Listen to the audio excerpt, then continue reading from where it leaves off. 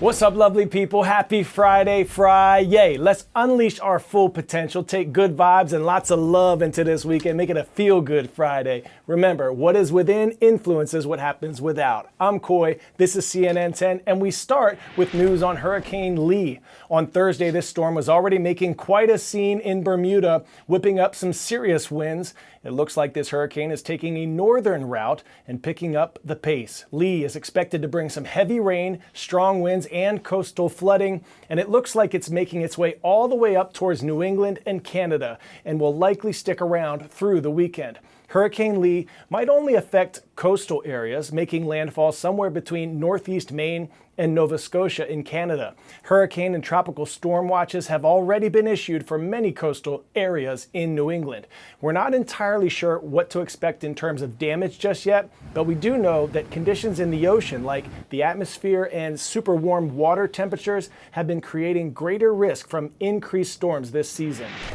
Let's head to Morocco now, where there's a scientific mystery that, if solved, might be able to help us predict earthquakes before they happen. Video taken before Friday's 6.8 magnitude earthquake in Morocco captured mysterious lights in the nighttime sky. They're called earthquake lights, and reports of these types of atmospheric illuminations actually date back to ancient Greece, would you believe? Experts say earthquake lights can appear in different forms and colors. They could be dancing across the sky or look like glowing, floating spheres. They could even appear as flickering flames creeping across the ground. Seismologists and scientists are trying to unlock the mysteries of these illuminating outbursts. Some experts say that certain crystals in rocks generate electricity when they break during an earthquake. The hope is that one day we might be able to use these earthquake lights or the electric charge that causes them to help predict major earthquakes before they happen.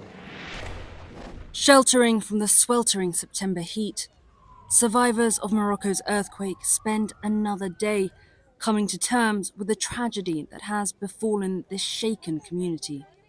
Temporary shelters for those left homeless by the earthquake have been set up across this region. Many of the tents that you can see here have been supplied either by the Moroccan government or by local organisations and charities.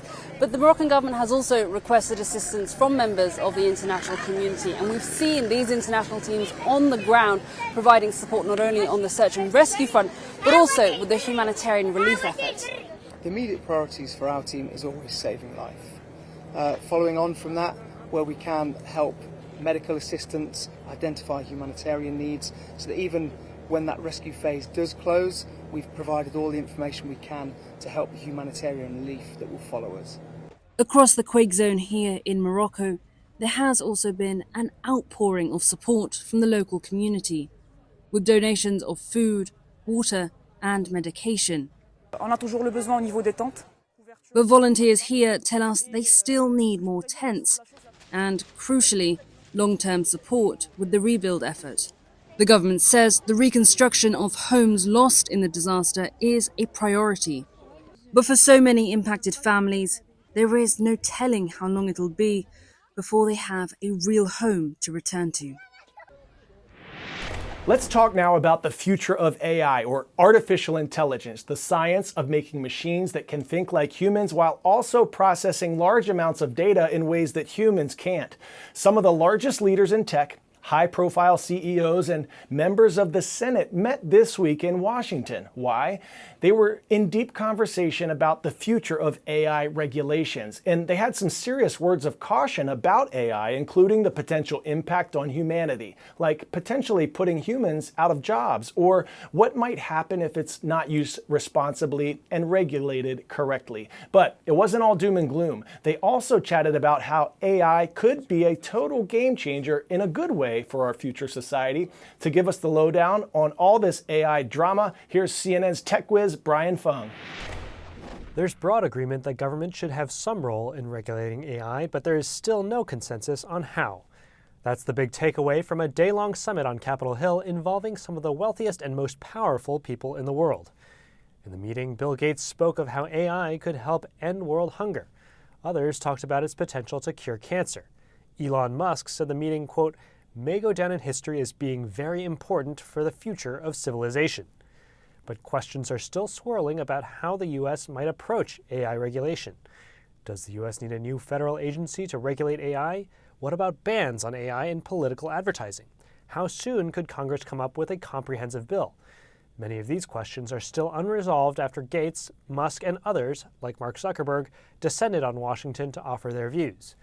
Meanwhile, officials in the meeting from the entertainment industry and labor and civil rights groups called for protecting workers, writers, and minorities from some of the harms that AI could cause. Senators coming out of the meeting said most everyone agreed the United States should remain a leader in AI development, while also trying to protect people. But outside of the meeting room, some lawmakers took issue with how the sessions were closed to the public. 10-second trivia. What family-based TV show first aired in 1969 featuring an opening sequence with a 3x3 grid of cast members looking around at each other? Family Ties, Family Matters, The Brady Bunch, or All in the Family? The Brady Bunch. That's the way to correctly answer this question.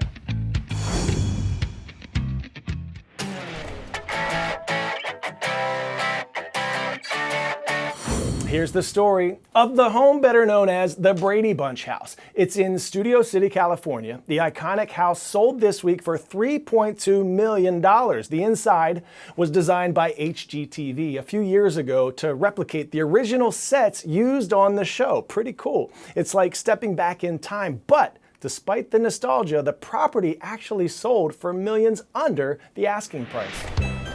The iconic Brady Bunch house just sold for a loss. Purchased in 2018 for $3.5 million, HGTV spent $1.9 million renovating it to replicate the sets from the hit TV sitcom. The updates were part of HGTV's A Very Brady renovation series. One gigantic problem with the existing house was that it had no space for all the rooms that were on the Brady Bunch set. It's like stepping back in time. It's a strange kind of place between fiction and reality. It's the Brady Zone. The 5,140-foot home was listed in May for $5.5 million, but sold for only $3.2 million. A portion of the proceeds will go to Turn Up, Fight Hunger. CNN and HGTV share parent company Warner Bros. Discovery.